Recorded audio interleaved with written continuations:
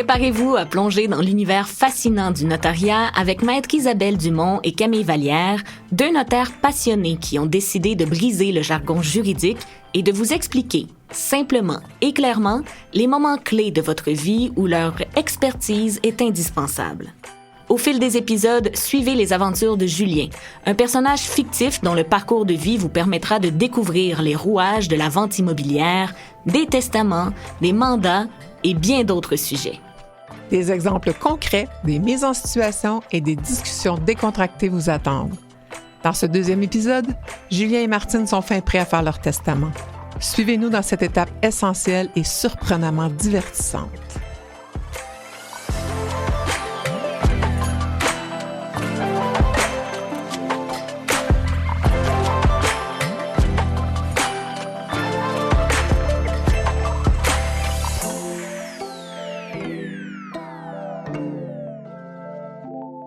Salut Isabelle! Allô Camille! Je viens de rencontrer Julien et Martine pour leur testament. Je m'aperçois que c'est pas mal plus à l'initiative de Julien vu sa propre situation familiale. Comme tu sais, il avait déjà des enfants. Ah oui, Kevin et Cassandra. Et maintenant, Martine et lui attendent un bébé. Elle est à la fin du 2e trimestre et ils veulent régler tout ça avant l'arrivée du petit nouveau. Est-ce qu'ils ont déjà des idées de nom? Sacha, Maxime, Charlie ou Sam. C'est adorable. Qu'est-ce qui a été décidé au niveau de leur volonté de léguer leurs biens et à qui? Un testament, c'est un document juridique où une personne exprime ses dernières volontés sur la distribution de ses biens et la gestion de ses affaires après son décès. Il inclut souvent la nomination d'un liquidateur et peut prévoir la garde des enfants mineurs. Le testament peut être holographe, c'est-à-dire écrit de la main de la personne, devant témoin ou notarié, devant notaire. Dans le processus de rédaction d'un testament, le notaire se renseigne sur la situation de la personne, que ce soit ses relations avec sa famille et ses amis, ainsi que de l'état de son patrimoine, soit ce qu'elle possède, que ce soit des biens matériels, de l'argent ou des dettes. Le notaire se renseigne aussi sur les désirs et les volontés des personnes pour s'assurer que le testament reflète correctement la situation de la personne et ses souhaits. Et tout ça en respectant la loi. Martine et Julien viennent d'acheter une maison et vivent en union de fait. Est-ce qu'ils ont d'autres biens significatifs, outre la propriété? Julien possède une entreprise de construction. Il a aussi beaucoup de choses comme sa belle voiture sport, un REER, une petite collection de montres et un sidou. Martine, quant à elle, n'a pas beaucoup de possessions de grande valeur. Elle a une collection de chaussures, des albums photos. Elle vient de finir de rembourser toutes ses dettes, mais elle veut surtout s'assurer que le futur bébé soit protégé en cas de décès. Comme on le fait toujours, tu as obtenu ces informations en leur suggérant de faire une liste de biens de leur patrimoine, un genre d'inventaire. Nous n'avons pas besoin d'avoir les détails de l'argent dans le compte en banque ou même du montant dû sur leur carte de crédit ou leur prêt hypothécaire.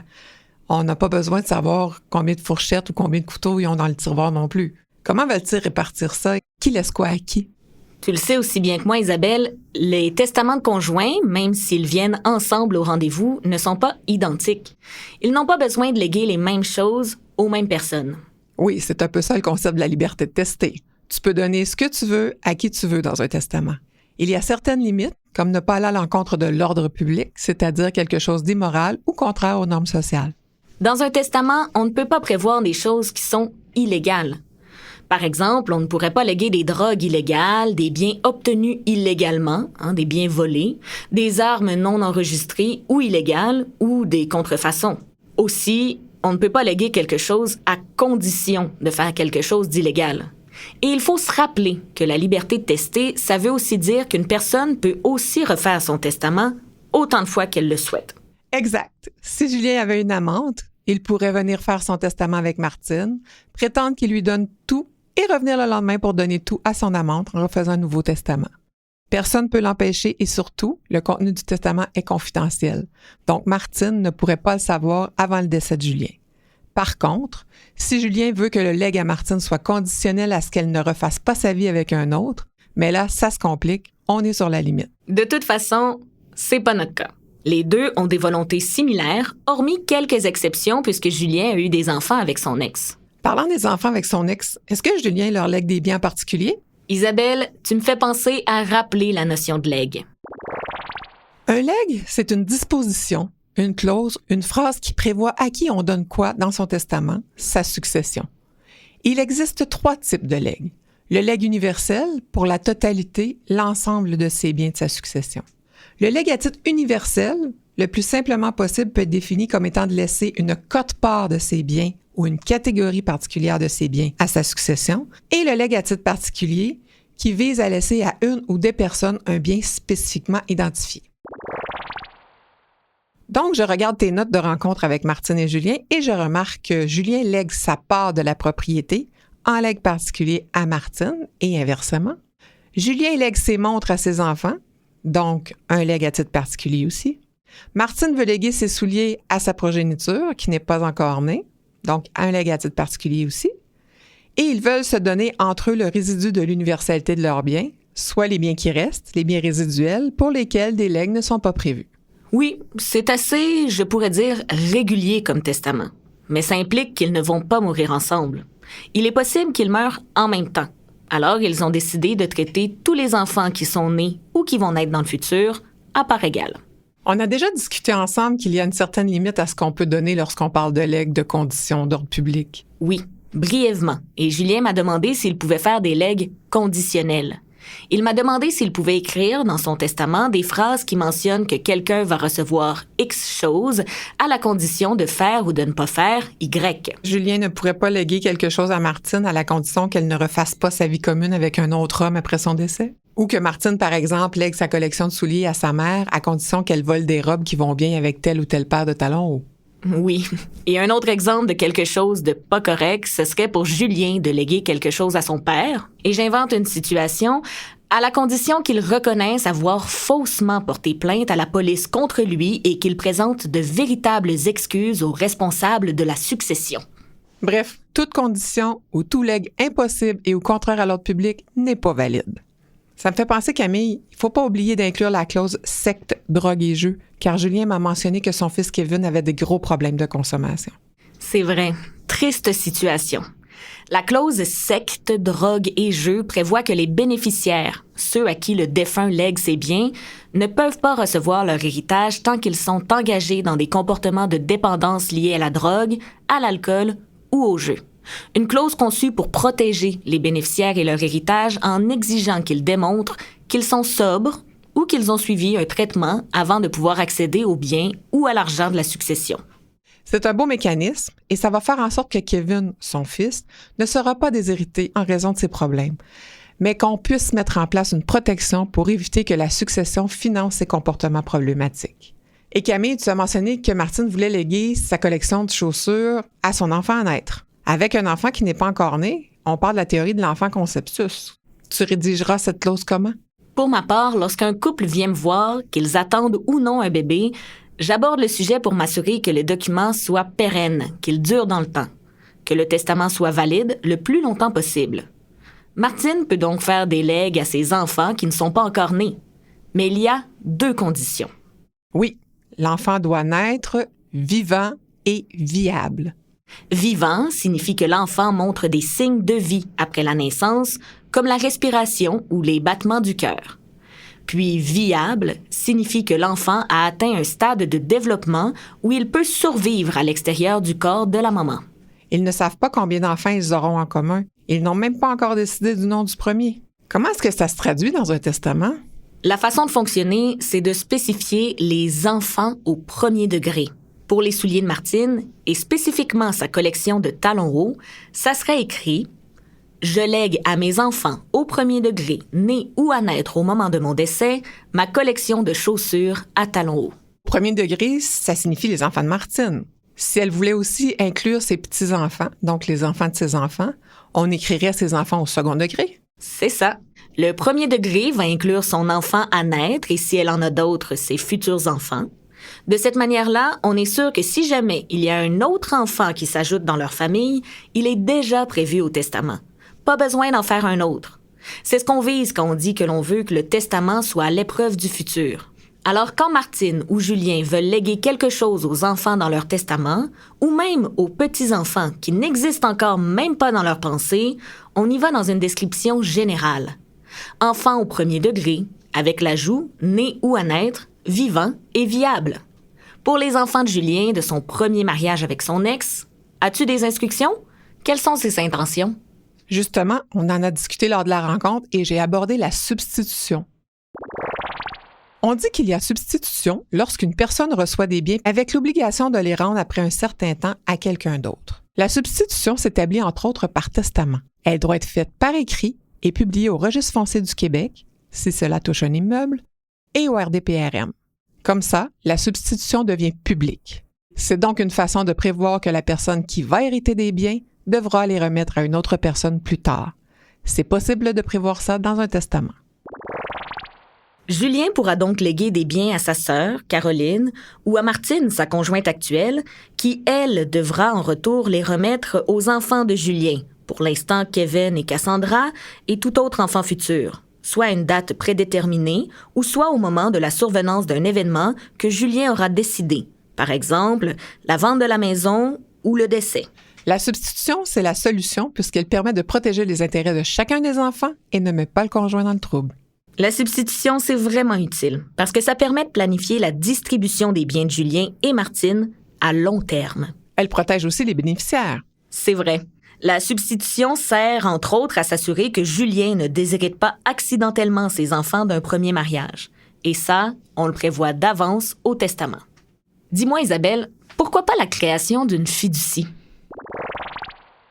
Une fiducie, c'est une structure juridique où une personne transfère des biens à une autre personne ou entité pour qu'elle les gère au profit d'une ou plusieurs personnes, les bénéficiaires. Une fiducie est le résultat d'un acte par lequel une personne transfère des biens de son patrimoine à un autre patrimoine, la fiducie, qui est distincte, à part. Les biens qui sont placés dans la fiducie le sont pour un but spécifique et la personne qui va gérer la fiducie, le fiduciaire, s'oblige à détenir les biens et à les administrer. C'est comme confier vos biens à quelqu'un de confiance pour qu'il les gère et les distribue selon vos instructions.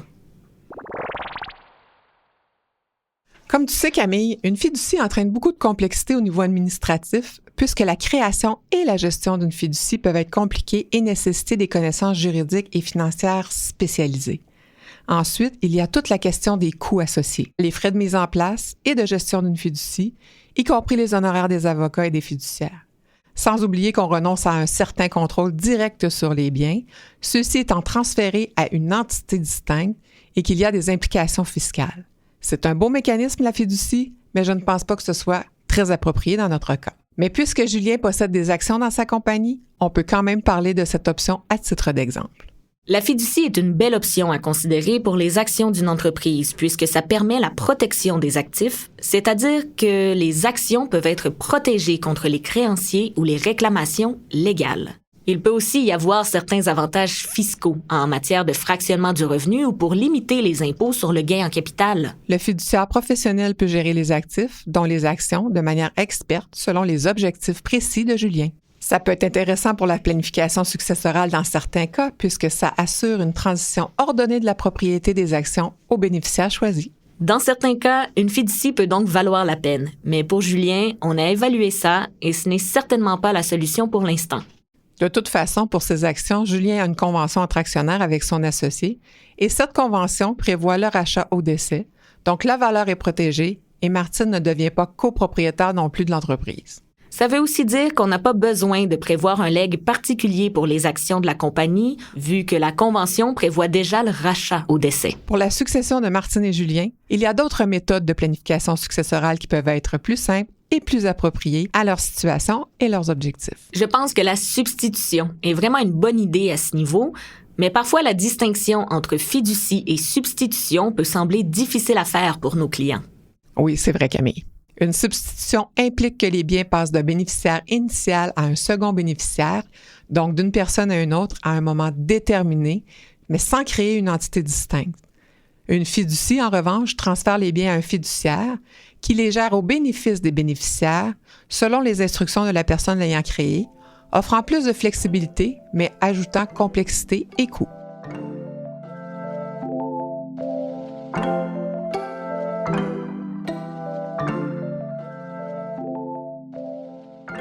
Donc, je vais faire une substitution aux enfants de Martine dans le testament de Martine et aux enfants de Julien dans le testament de Julien. en se rappelant qu'ils auront des enfants communs. Et qui vas-tu mettre comme personne recevant les biens? Martine pour Julien et Julien pour Martine? Oui, c'est exactement ça.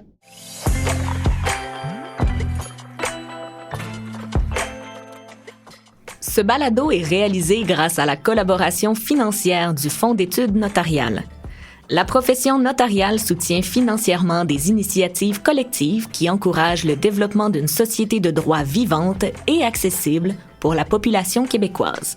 Parce que l'accès à la justice, tout le monde y a droit.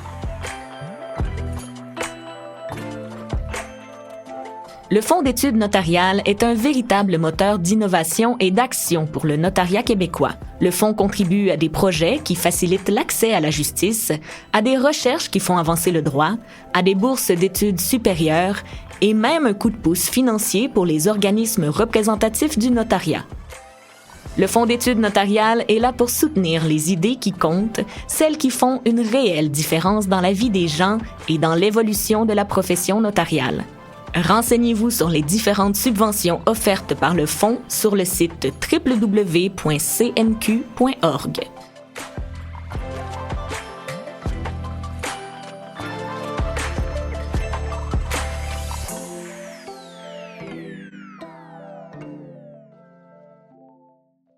Qu'est-ce qui a été décidé pour le liquidateur?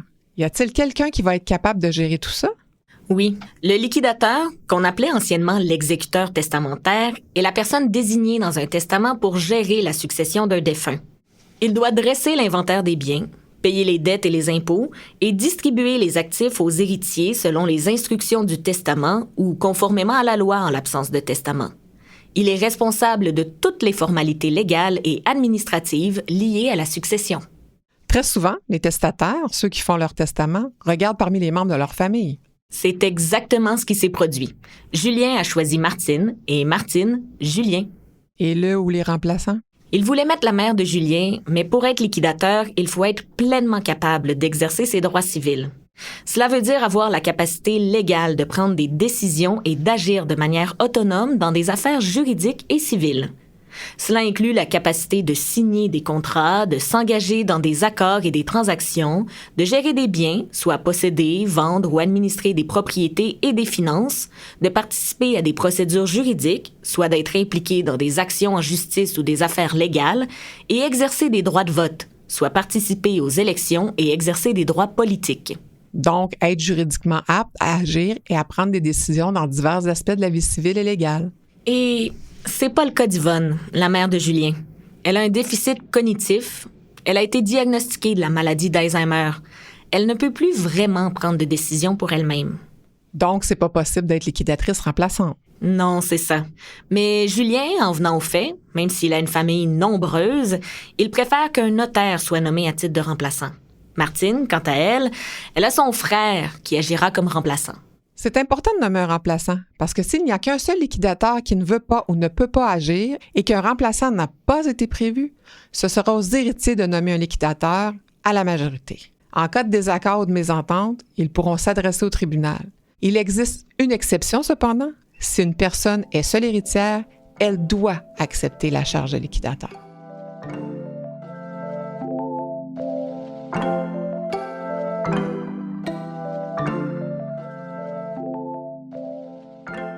Pour les enfants, j'ai prévu des clauses de distribution des biens d'administration prolongée. Oui, l'administration post-liquidation. C'est ça. Le liquidateur va devenir un administrateur. Ça vise les enfants en bas âge. Martine et Julien ont décidé de faire une remise partielle, donc 30% à 21 ans et le reste à 25. On a aussi prévu que s'ils ont besoin d'avance pour l'école, l'éducation, la santé, ce serait possible de débourser les sommes d'avance. On a aussi l'habitude d'insérer une clause d'inaptitude, c'est-à-dire si un héritier devient incapable d'exercer ses droits, ça permet aussi de gérer les biens. On prévoit aussi normalement qu'en cas d'absence ou de disparition, on peut attendre que l'héritier ou l'héritière revienne ou qu'il soit officiellement déclaré décédé.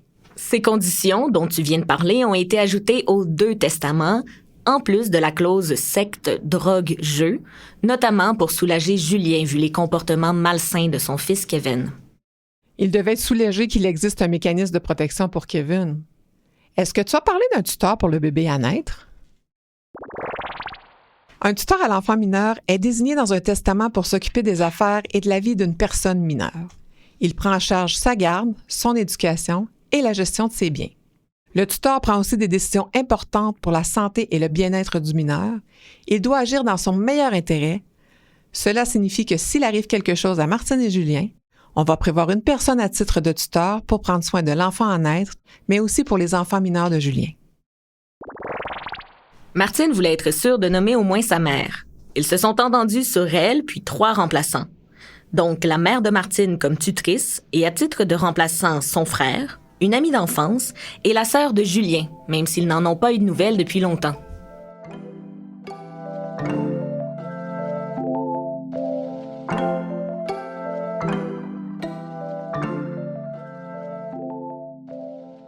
Alors Isabelle, Julien et Martine ont chacun signé leur testament, tout est fait. Donc au final, qu'est-ce qui a été prévu? Au niveau des legs, donc les biens laissés en héritage, la maison, elle sera en substitution au conjoint survivant. Donc le conjoint survivant sera Julien si Martine décède en premier et Martine si Julien meurt le premier. Oui, mais la personne qui survit, Martine ou Julien, devra remettre la part reçue aux enfants respectifs parce qu'on a les enfants de Julien et l'enfant commun. Sinon, Julien laisse en héritage, legs, le résidu de ses biens, donc tout le reste, en pleine propriété, à Martine, sa conjointe qui lui survit. Si Martine meurt avant Julien ou que Martine refuse la succession, c'est-à-dire qu'elle y renonce, ça va aller à ses enfants au premier degré, donc Kevin, Cassandra de sa première relation, et au bébé à naître. C'est la même chose pour Martine. Donc, elle laisse tout à Julien et que si Julien est déjà mort, elle laisse aussi à ses enfants au premier degré, mais pour l'instant, son seul enfant au premier degré n'est pas encore né. Il est à naître et on l'espère vivant et viable. Elle donne aussi, à titre de legs particulier, 5 000 $ à sa filleule. Je comprends de nos discussions qu'il n'y a pas de fiducie et que les actions de Julien dans sa compagnie sont déjà prises en compte dans la convention entre actionnaires qu'il a signée avec son associé. C'est ça. Et pour liquidatrice, Julien nomme Martine et une notaire du bureau comme remplaçant. Martine, quant à elle, a désigné Julien. Et pour le remplacer, sa mère et sa sœur conjointement. Et comme tu me l'as déjà dit, une tutrice a été nommée pour le ou les enfants mineurs, la mère de Martine, et 3 remplaçants. Exactement. J'ai procédé à l'enregistrement des testaments au registre des dispositions testamentaires de la Chambre des notaires du Québec. Le registre des dispositions testamentaires de la Chambre des notaires du Québec, ce n'est pas un endroit où l'on dépose le testament lui-même. Le testament reste confidentiel. C'est simplement un registre où l'on indique à la Chambre des notaires que nous avons en notre possession le testament de telle ou telle personne. Le Barreau du Québec a aussi un tel registre pour les testaments devant témoins préparés ou détenus par des avocats.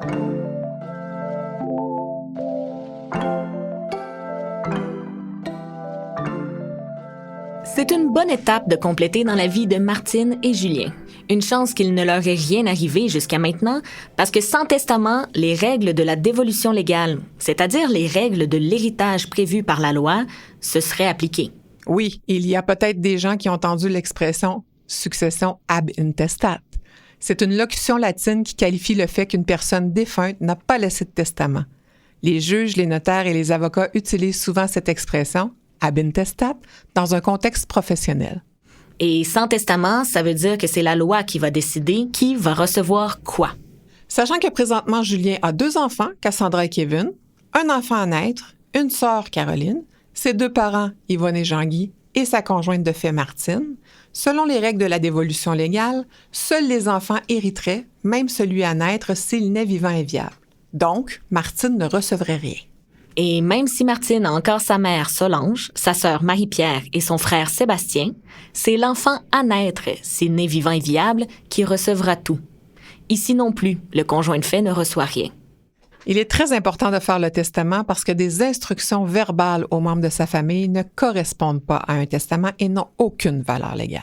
Tant que ce n'est pas signé, ça n'a pas d'effet.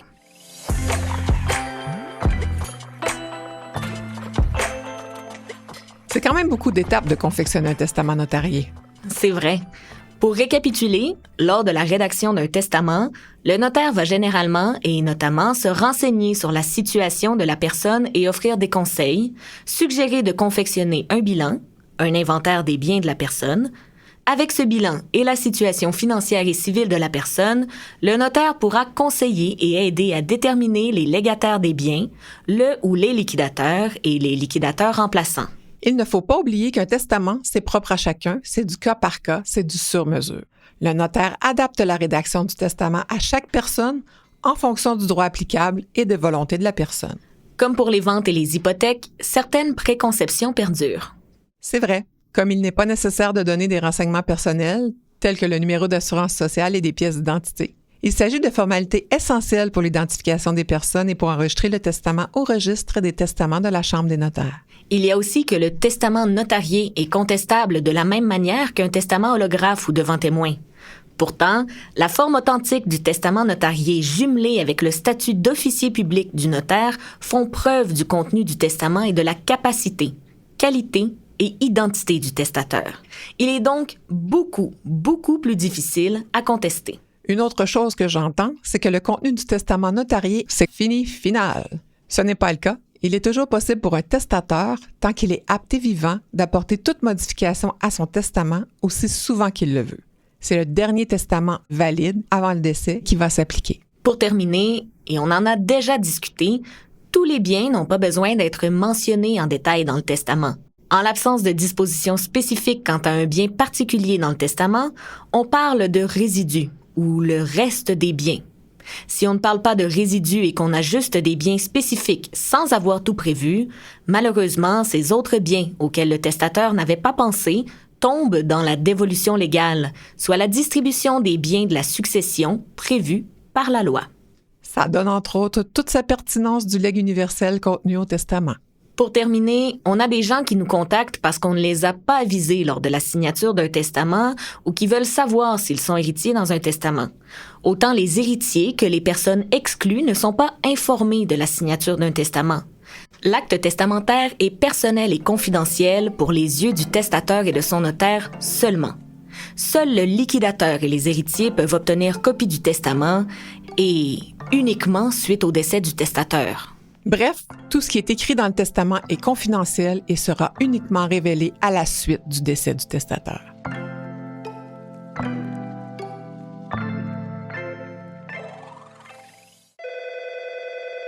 Bonjour, vous avez joint la boîte vocale d'Isabelle Dumont notaire. Veuillez laisser un message. Allô Isabelle, c'est Camille. On sait qu'Yvonne, la mère de Julien, est atteinte de la maladie d'Alzheimer et son mari Jean-Guy m'a téléphoné. Il semble qu'elle ne va vraiment pas bien. J'aimerais qu'on s'en parle la semaine prochaine. Rappelle-moi. Bonne fin de semaine!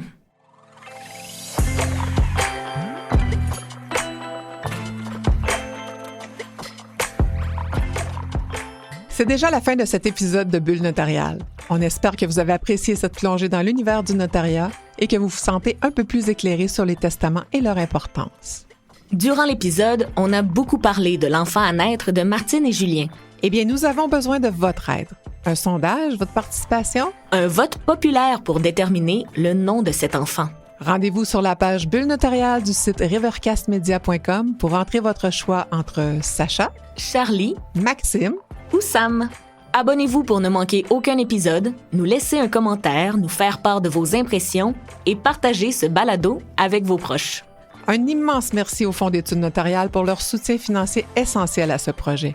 Pour aller plus loin, rendez-vous dans la section Bulle notariale du site rivercastmedia.com où vous trouverez des quiz, des notes complémentaires et toutes les ressources pour mieux comprendre le rôle du notaire dans votre vie. La prochaine fois que vous aurez une question juridique, pensez à consulter un notaire. Ils sont là pour vous aider. À très bientôt pour un autre épisode de Bulle notariale.